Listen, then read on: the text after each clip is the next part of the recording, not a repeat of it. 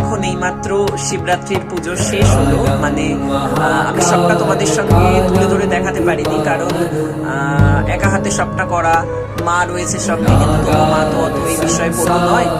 রুদ্রাভিষেকে সবকিছু গুছিয়ে নেবার পর বাবা রুদ্রাভিষেক করে নৈবেদ্য নিবেদন করে একটু ফল মিষ্টি বাবাকে দিয়ে আমি আর মা দুজনে মিলে বাবার মাথায় জল দিয়ে সবটুকু সুন্দর মতন করে ব্রত কথা পড়ে শিবরাত্রির এই পুজো শেষ করলাম। চলো কিছু মুহূর্ত তোমাদের সঙ্গে শেয়ার করি।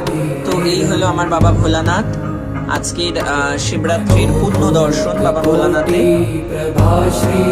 এখানে পূর্ণাভিষেকের পর অর্থাৎ রুদ্রাভিষেক যে করা হয়েছে, রুদ্রাভিষেকের পর বাবার দর্শন।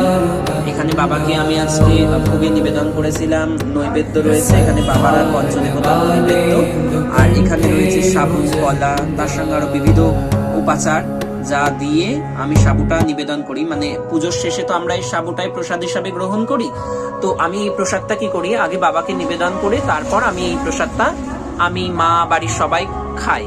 তো এটা হলো আমার শিবরাত্রি স্পেশাল আজকের কিছুটা আমি তোমাদের সঙ্গে শেয়ার করলাম। আশা করছি তোমাদের ভালো লাগবে। দেখা হচ্ছে পরের ভিডিওতে। Till then bye, thank you.